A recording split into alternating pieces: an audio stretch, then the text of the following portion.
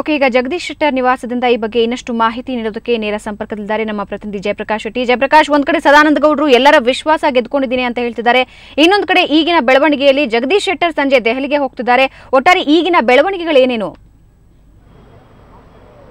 ಖಂಡಿತವಾಗಲೂ ಬಹಳ ಪ್ರಮುಖವಾಗಿ ಹೇಳುವಂಥದ್ದು, 4:15ಗೆ ನಡೆಯುವಂತಹ ಪ್ರಮಾಣ ವಚನ ಸಮಾರಂಭಕ್ಕೆ ಜಗದೀಶ್ ಶೆಟ್ಟರ್ ಬಣ ಗೈರು ಹಾಜರಾಗ್ತಾ ಇದೆ. ಯಾವಾಗ ಒಂದು ಕಡೆ ಸದಾನಂದ ಗೌಡರು ಮುಖ್ಯಮಂತ್ರಿಯಾಗಿ ಪ್ರಮಾಣ ವಚನ ಸ್ವೀಕರಿಸ್ತಾರೋ ಅದೇ ಸಂದರ್ಭದಲ್ಲಿ ಜಗದೀಶ್ ಶೆಟ್ಟರ್ ದೆಹಲಿಗೆ ಹಾರಲಿದ್ದಾರೆ. ಅವರಲ್ಲಿ ಒಂದು ಪತ್ರವೂ ಇರುತ್ತೆ, ಅದನ್ನು ಅವರು ಅಡ್ವಾನಿಗೆ ನೀಡಲಿದ್ದಾರೆ. ಆ ಮೂಲಕ ಒಂದು ನಿರ್ಧಾರಕ್ಕೆ ಬಂದ ಹಾಗಿದೆ ಜಗದೀಶ್ ಶೆಟ್ಟರ್ ಬಣ. ಸಂಪೂರ್ಣವಾಗಿ 2 ಗುಂಪಾಗಿದೆ ಬಿಜೆಪಿ, ಯಾವುದೇ ಅನುಮಾನವಿಲ್ಲ. ಜನತಾ ಪರಿವಾರ ಹೇಗೆ ಗುಂಪಾಗಿತ್ತು, ಒಂದು ಹೋಳಾಗಿತ್ತು ಕರ್ನಾಟಕದಲ್ಲಿ, ಅದೇ ರೀತಿ ಮೊದಲ ಒಂದು ಇಬ್ಬಾಗವಾಗುವಂತಹ ಎಲ್ಲ ಮುನ್ಸೂಚನೆಗಳು ಕಂಡು ಬರ್ತಾ ಇದೆ.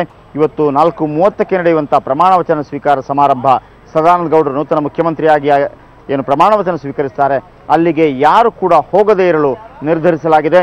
ಇದು ಬಹುತೇಕ ಖಚಿತವಾಗ್ತಾ ಇದೆ.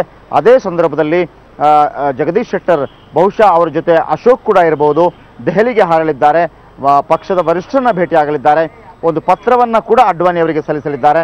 ಆ ಮೂಲಕ ಸಚಿವ ಸಂಪುಟಕ್ಕೆ ಯಾರೆಲ್ಲ ಸೇರ್ಪಡೆಯಾಗೋದು ಅನ್ನೋದನ್ನು ಅವರೇ ನಿರ್ಧರಿಸಬೇಕು, ಅಂದರೆ ವರಿಷ್ಠರೇ ನಿರ್ಧರಿಸಬೇಕು ಅನ್ನುವಂಥ ವಿಚಾರ ಕೂಡ ಇಲ್ಲಿ ಕೇಳಿ ಬರ್ತಾ ಇದೆ. ಈಗಾಗಲೇ ಧರ್ಮೇಂದ್ರ ಪ್ರಧಾನ್ ಹಾಗೂ ಜಗದೀಶ್ ಶೆಟ್ಟರ್ ಮತ್ತೆ ವಾಪಸ್ ಬಂದಿದ್ದಾರೆ ಮನೆಗೆ, ಅಂದರೆ ಆ ಭೇಟಿ ಮುಗಿಸಿ ಬಂದಿದ್ದಾರೆ. ಬಹುಶಃ ಇಲ್ಲಿಂದ ನೇರವಾಗಿ ನಮಗೆ ತಿಳಿದಿರುವಂಥ ಮಾಹಿತಿ ಪ್ರಕಾರ 2:15ಕ್ಕೆ ಒಂದು ವಿಶೇಷ ವಿಮಾನ ದೆಹಲಿಗೆ ಹಾರಲಿದೆ ಅನ್ನುವಂಥದ್ದು ನಾವಿಲ್ಲಿ ನೋಡ್ಬೋದು. ಜಗದೀಶ್ ಶೆಟ್ಟರ್ ಅವರ ನಿವಾಸಕ್ಕೆ ವಾಪಸ್ ಬಂದಿದ್ದಾರೆ. ಧರ್ಮೇಂದ್ರ ಪ್ರಧಾನ್ ಅವರನ್ನು ಕೂಡ ನೋಡಿದ ಹಾಗಾಯಿತು. ಈಶ್ವರಪ್ಪ ಮನೆಯಲ್ಲಿ ಮೀಟಿಂಗ್ ನಡೆಸಿದ ನಂತರ ಅವರು ವಾಪಸ್ಸಾಗಿದ್ದಾರೆ. ಬಹುಶಃ ಜಟಿಲವಾಗ್ತಾ ಇದೆ ಸಮಸ್ಯೆ, ಭಿನ್ನಮತ ಉಲ್ಬಣಗೊಳ್ತಾ ಇದೆ. ಇವತ್ತು ಎಲ್ಲವೂ ಸುಖಾಂತ್ಯವಾಗಬಹುದು ಅಥವಾ 20 ನಿಮಿಷಗಳ ಕಾಲ ಸದಾನಂದ ಗೌಡರೇನು ಮಾತುಕತೆ ನಡೆಸಿದ್ರು, ಅದು ಯಾವುದೇ ಫಲಪ್ರದವಾದ ರೀತಿಯಲ್ಲಿ ಕಂಡು ಬರ್ತಾ ಇಲ್ಲ. ಆದರೆ ಸದಾನಂದ ಗೌಡರು ಇಲ್ಲಿಗೆ ಆಗಮಿಸಿ ಅವರಿಗೆಲ್ಲ ಒಂದು ಆಹ್ವಾನವನ್ನು ನೀಡಿ ಹೋಗಿದ್ದಾರೆ, ಬಿಟ್ಟರೆ ಬೇರೇನೂ ಆಗಿಲ್ಲ. ಜಟಿಲಗೊಳ್ತಾ ಇದೆ, ಇಬ್ಬಾಗವಾಗೋದು ಖಚಿತವಾಗ್ತಾ ಇದೆ. ಸೊ ಹಾಗಾಗಿ ಬಹುತೇಕ ಈ ಎಲ್ಲ ಬೆಳವಣಿಗೆಗಳು ದೆಹಲಿಗೆ ಶಿಫ್ಟ್ ಆಗುವಂಥ ಸಾಧ್ಯತೆಗಳು ಕಂಡು ಬರ್ತಾ ಇದೆ. ಭಾವನಾ.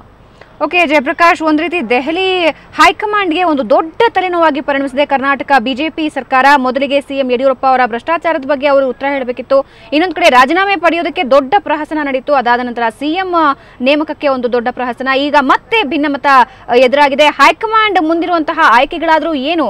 ಒಂದು ವೇಳೆ ಈ ಕಡೆ ಸಂಪುಟ ರಚನೆಯ ಬಗ್ಗೆ ಎಡ್ಡಿ ಬಣವನ್ನ ಕೇಳಿದ್ರೆ ಶೆಟ್ಟರ್ಗೆ ತೊಂದರೆ ಆಗುತ್ತೆ, ಶೆಟ್ಟರ್ ಅವರ ಕೇಳಿದ್ರೆ ಯಡಿಯೂರಪ್ಪ ಅವರ ಬಣಕ್ಕೆ ಪ್ರಾಬ್ಲಮ್ ಆಗುತ್ತೆ. ಈ ಭಿನ್ನಮತವನ್ನ ಯಾವ ರೀತಿ ಸಾಲ್ವ್ ಮಾಡಬಹುದು ಹೈಕಮಾಂಡ್? ಹೈಕಮಾಂಡ್ಗೆ ಈಗ 2 ಬಣಗಳ ಮಾತನ್ನ ಆಲಿಸೋದೇ ಬಹಳ ಮುಖ್ಯವಾಗಿರುತ್ತೆ. ಆದರೆ ಯಡಿಯೂರಪ್ಪ ಬಣ ಇಲ್ಲಿ ತನಕ ತನ್ನ ಮುಖ್ಯಮಂತ್ರಿ ಅಭ್ಯರ್ಥಿ ಯಾರು ಅನ್ನೋದನ್ನ ಹೇಳಿ ಅವರನ್ನ ಗೆಲ್ಲಿಸಿಕೊಂಡು ಒಂದು ರೀತಿಯಲ್ಲಿ ನಿರಾಳವಾಗಿದೆ. ಮತ್ತೊಂದು ಬಣದಲ್ಲಿ ಏನೆಲ್ಲ ಆಗತ್ತೆ, ಏನೆಲ್ಲ ಆಗು ಹೋಗುಗಳು ಆಗ್ತಾ ಇದೆ ಅದರ ಬಗ್ಗೆ ಒಂದು ನಿಗಾ ವಹಿಸ್ತಾ ಇದೆ.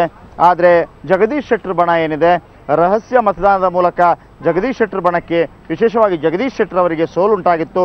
ಅದಾದ ನಂತರ ಪಕ್ಷದಲ್ಲಿ ಒಂದು ಭಿನ್ನಮತ ಭುಗಿಲೆದ್ದಿದೆ. ಆ ಭಿನ್ನಮತ ಈಗ ದೆಹಲಿಗೆ ಶಿಫ್ಟ್ ಆಗುವಂಥ ಸಾಧ್ಯತೆ ಇದೆ.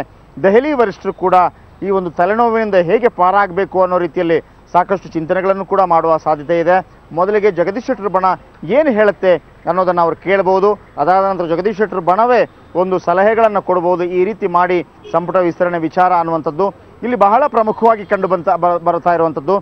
ಯಾಕೆ ಯಡಿಯೂರಪ್ಪ ಬಣದ ಅಭ್ಯರ್ಥಿ ಮೇಲುಗೈ ಆಗಬಾರ್ದು, ಯಾಕೆ ಜಗದೀಶ್ ಶೆಟ್ಟರ್ ಮೇಲುಗೈ ಆಗಬಾರ್ದು ಅನ್ನುವಂಥ ಒಂದು ಹೋರಾಟಗಳು ನಡೀತಾ ಇದ್ದದೇ ಇದೇ ವಿಚಾರಕ್ಕೆ. ಈಗ ಎದ್ದಿರುವಂಥ ಬಹಳ ದೊಡ್ಡ ಸಮಸ್ಯೆ ಏನು ಅಂತಂದರೆ, ಈಗ ಯಡಿಯೂರಪ್ಪ ಬಣದ ಅಭ್ಯರ್ಥಿ ಆಗಿರುವಂಥ ಸದಾನಂದ ಗೌಡರು ಮುಖ್ಯಮಂತ್ರಿ ಆಗ್ತಾರೆ. ಸೊ ಇನ್ನು ಮುಂದೆ ಸಚಿವ ಸಂಪುಟ ವಿಸ್ತರಣೆ ಆಗುವಾಗ ಯಡಿಯೂರಪ್ಪ ಬಣದವರಿಗೆ ಆದ್ಯತೆ ಹೆಚ್ಚಾಗುತ್ತೆ, ಅವರೇ ನಿರ್ಧಾರ ಕೈಗೊಳ್ತಾರೆ. ನಮ್ಮ ಬಣಕ್ಕೆ ಆದ್ಯತೆ ಕಡಿಮೆ ಆಗುತ್ತೆ. ಈ ರೀತಿ ಆಗಬಾರ್ದು, ಸಮಾನಾಂತರವಾಗಿ ಹಂಚಿಕೆ ಆಗಬೇಕು. ಅಥವಾ ನಮಗೆ DCM ಪಟ್ಟವೋ ಅಥವಾ ಮುಖ್ಯಮಂತ್ರಿ ಪಟ್ಟ ತಪ್ಪಿದ ಕಾರಣದಿಂದಾಗಿ, ಮುಖ್ಯಮಂತ್ರಿ ಪಟ್ಟವೇ ವಿಶೇಷವಾಗಿ ಮುಖ್ಯಮಂತ್ರಿ ಪಟ್ಟ ತಪ್ಪಿದ ಕಾರಣದಿಂದಾಗಿ ನಮ್ಮವರಿಗೆ ಹೆಚ್ಚಿನ ಪ್ರಾಶಸ್ತ್ಯ ಕೊಡಬೇಕು, ನಾವು ಕೇಳಿದ ಸಚಿವ ಸಂಪುಟ ಪೋರ್ಟ್ಫೋಲಿಯೋವೇ ಸಿಗಬೇಕು. ಈ ರೀತಿಯ ಹಠಗಳು ಕೂಡ ಇಲ್ಲಿ ಇದೆ, ಈ ಒಂದು ಭಿನ್ನಮತದ ಹಿಂದೆ ಕಾರ್ಯಾಚರಣೆ ನಡೆಸ್ತಾ ಇದೆ. ಸೊ ಹಾಗಾಗಿ ಅದೆಲ್ಲವೂ ಕೂಡ ಯಡಿಯೂರಪ್ಪ ಇರೋ ತನಕ ಸಾಧ್ಯವಿಲ್ಲ. ಹಾಗಿರುವಾಗ ಅದು ಸುಸೂತ್ರವಾಗಿ ನಡೆಯಬೇಕು ಅಂತಂದರೆ ಹೈಕಮಾಂಡ್ ಮಧ್ಯೆ ಪ್ರವೇಶಿಸಬೇಕು. ನಾವು ಏನು ಹೇಳ್ತೇವೆ ಅದೇ ರೀತಿ ಯಡಿಯೂರಪ್ಪ ಬಣಕ್ಕೆ ಏನೆಲ್ಲ ಕೊಡಬೇಕು ಅವನ್ನು ಹೈಕಮಾಂಡ್ ತೀರ್ಮಾನ ಮಾಡಬೇಕು. ಯಡಿಯೂರಪ್ಪನವರು ತೀರ್ಮಾನ ಮಾಡೋದು ಬೇಡ. ಅದು ಸದಾನಂದ ಗೌಡರು ತೀರ್ಮಾನ ಮಾಡಿದರೂ ಕೂಡ ಅದು ಯಡಿಯೂರಪ್ಪನವರ ನಿರ್ದೇಶನದಂತೆ ನಡೆದಿರುತ್ತೆ ಅನ್ನುವಂಥ ಒಂದು ರಾಜಕೀಯ ತಂತ್ರಗಾರಿಕೆಗಳು ಏನು ನಡೆಯುತ್ತೆ, ಅಥವಾ ಅಂದರೆ ಒಂದು ಬಣವನ್ನು ಹಣಿಸೋದಕ್ಕೆ, ಒಂದು ಬಣವನ್ನು ಡೌನ್ ಮಾಡೋದಕ್ಕೆ, ಸೊ ಅವೆಲ್ಲವೂ ಆಗಬಾರ್ದು ಅನ್ನೋ ಕಾರಣದಿಂದಾಗಿ ಎಲ್ಲ ಪ್ರಹಸನಗಳು ನಡೆಯುತ್ತೆ. ಒಟ್ಟಾರೆಯಾಗಿ ಹೈಕಮಾಂಡ್ಗೆ ಮತ್ತೊಂದು ತಲೆನೋವನ್ನು BJP ತಂದೊಡ್ಡಿದೆ. ಓಕೆ ಜಯಪ್ರಕಾಶ್, ಧನ್ಯವಾದ ಮಾಹಿತಿಗಾಗಿ.